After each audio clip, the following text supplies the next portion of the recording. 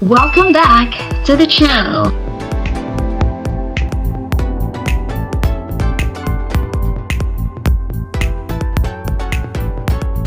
Today, we're diving into an important topic. As an expat, is it cheaper to live in Croatia or the Middle East? If you're planning to move or just curious, you're in the right place. Also, we'll discuss why agencies should be more transparent about expat life in both regions. Let's get started. Disclaimer: the views and opinions expressed on this vlog are based on my personal experiences and perspectives. They do not represent official advice, nor do they reflect the views of any organization, government, or entity. Readers should conduct their own research and exercise discretion before making any decisions based on the content provided. Croatia is a beautiful European country that is now part of the Eurozone.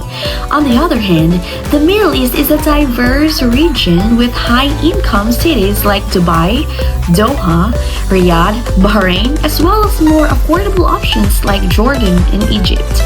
But which one is better for expats in terms of cost? Let's find out.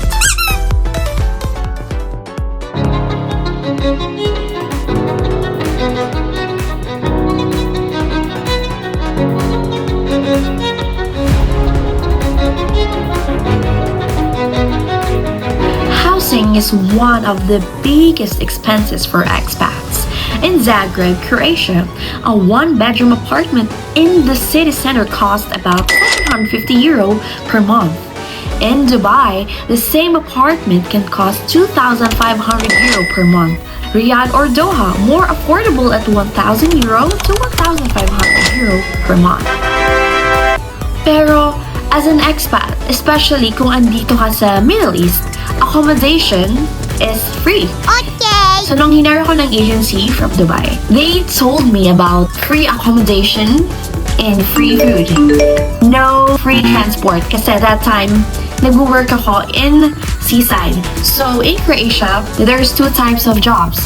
There's seasonal jobs and yearly contract jobs. It depends in the company kung gusto nilang i-extend yung contract mo. I was in Hvar. It's one of the most expensive islands in Croatia. So doon, libre ang bahay namin, of course, dahil walang apartment for rent doon. I mean, napaka-rare. Mostly ng mga apartments doon are for tourists because it's a tourist spot. And then, ang bahay namin nasa tuktok ng bundok. Like, you need 150 to 200 steps pataas bago ka makauwi. So, pagod ka na sa work mo, akit ka pa pataas every day. Hindi ako gumagastos for transportation kasi walking distance lang, like 5 to 10 minutes. Pero isolated kami. Andun lang kami, hindi kami makakapunta sa syudad. So whatever is in there, ano man ang mga grocery stores na andun, yun lang. Wala kang choice. Umabot ako sa point nun na walang-wala talaga ako. Gusto ko bumili ng tsinelas, gusto ko bumili ng mga damit ko kasi when I was in the Middle East, pinamigay ko yung mga gamit ko na hindi ko masyadong ginagamit na. Kasi madami akong gamit, babae ako. Nung andun na ako sa Croatia, I thought madami akong mabibilhan.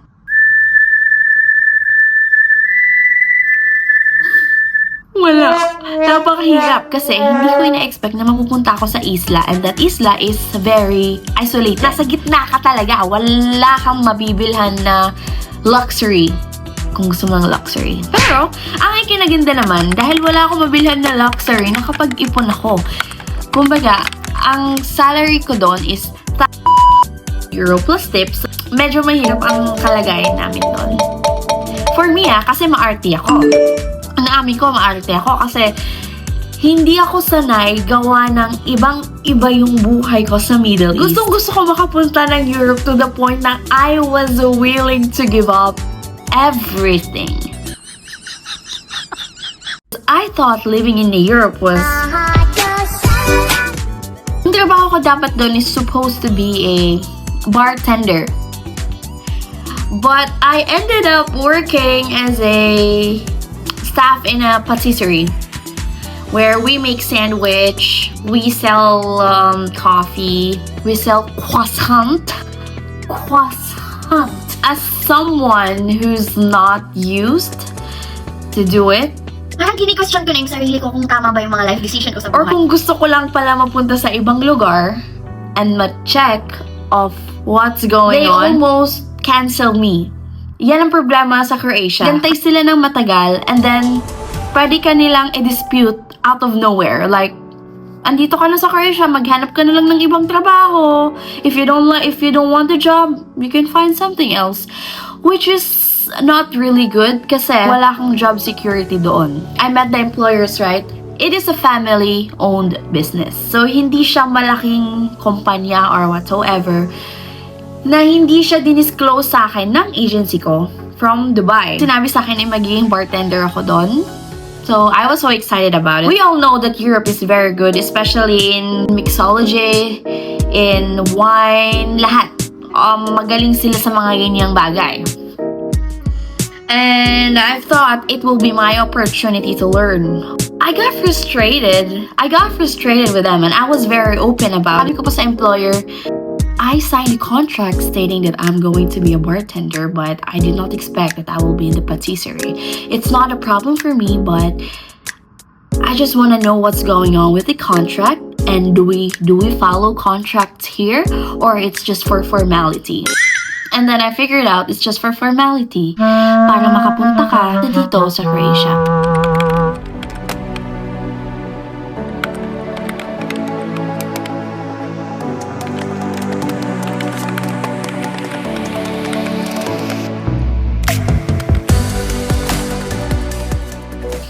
Tapos ang sabi sa akin, If you don't like the job, but if you're interested in the job that we're going to offer, wala akong legal papers doon except for my visa. I grabbed the opportunity to work in a patisserie. Pag nasa isla ka, may mga fluent English speakers. Some hindi masyadong nag-speak ng English. So I've worked with Serbians, Croatians, Argentinians, and Filipino. The card machine there has the option if how much tips you want to give. And it's kind of funny and sketchy kasi first time kong maka-encounter ng ganong credit card machine. Parang wala silang choice kundi bigyan ka. Kasi andun yung options eh. So pag binigay mo na yung credit card machine, unang lalabas doon how much tip ang ibibigay mo. The POS, the micros, everything is in Croatian. I moved to city center, which is Zagreb. Napaka-slow city niya compared to the island.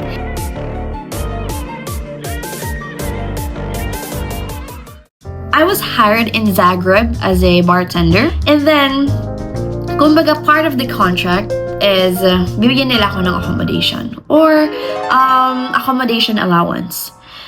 So I thought that the day that I was hired, mag-move in na ako dun sa apartment. But it turns out na wala pa palang available na apartment. So naging headache ko siya kasi wala akong matirhan. And good thing, there's good people there. My co-Filipinos there helped me makahanap ng work at magstay sa bahay nila. Imagine 2 months hindi ako makahanap ng bahay doon. The main reason is locals is not really that open for foreigners yet in Croatia, especially for long-term rent. Second is, hindi sila nagtitiwala sa mga foreigners. Sa 2 months na yon, naghahanap ako ng bahay na marerentahan. Wala kang mahahanap like 200 euro, 300 euro. Wala kang mahahanap na ganun. Unless mag-sharing ka. So, pag mag-sharing ka, of course, you're gonna pay for like 200 euro, 300 euro a month. But in my case, ayoko ng cashier. I want peace of mind. Gusto ko uuwi ako ng bahay, matutulog, magpapahinga, wala akong maproblemahin. Wow. So, nakahanap ako ng bahay in the city center. After 2 months, 700 euro per month ang binabayaran ko. And mind you, magkano ang sahod ko? 850 euro. And bibili pa ako ng pagkain ko, yung mga abubot ko sa buhay, mga kaartihan ko, papadala pa ako sa Pilipinas. So, kumbaga that time, iniisip ko, tama ba ang mga life decision ko sa buhay? Meanwhile,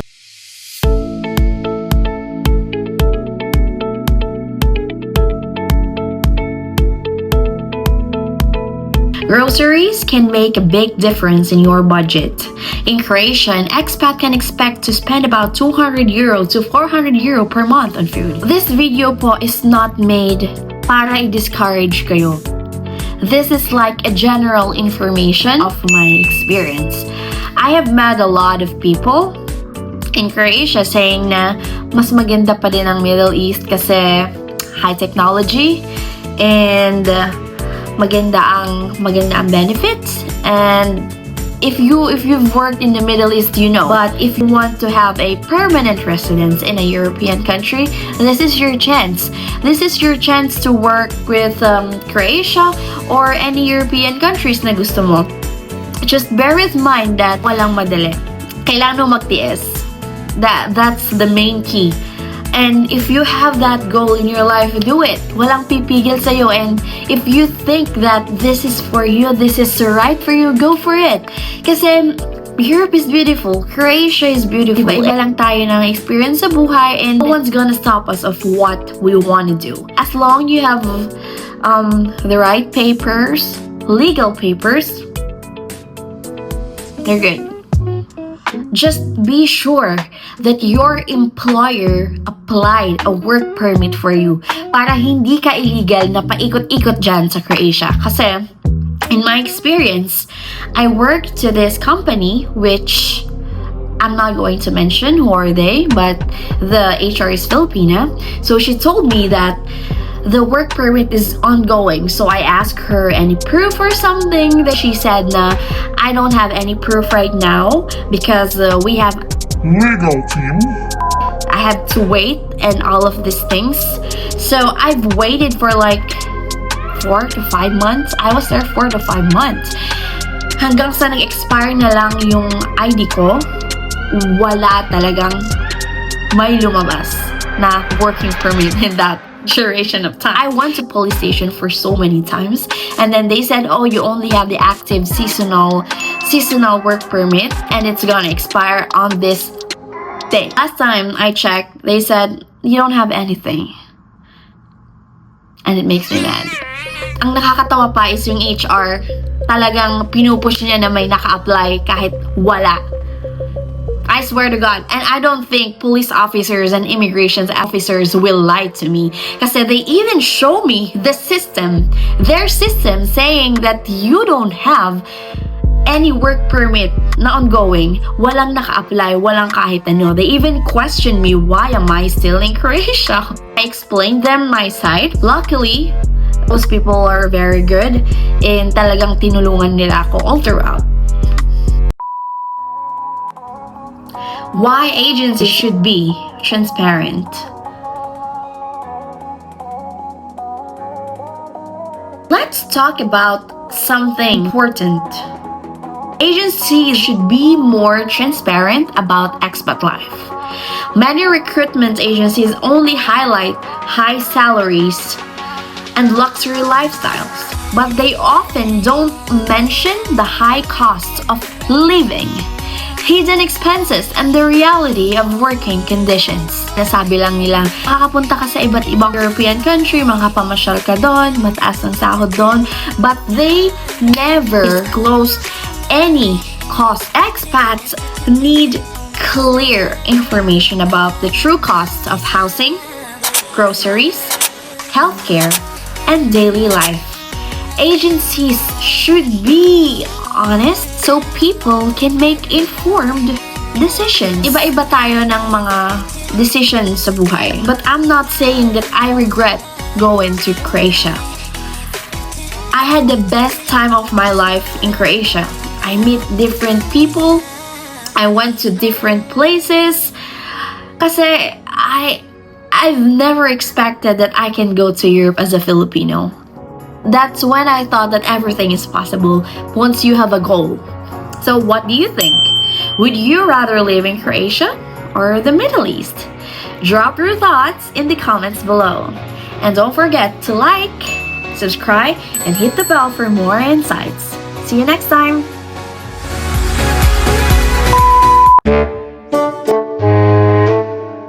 Nakapagod din mag-Tagalog.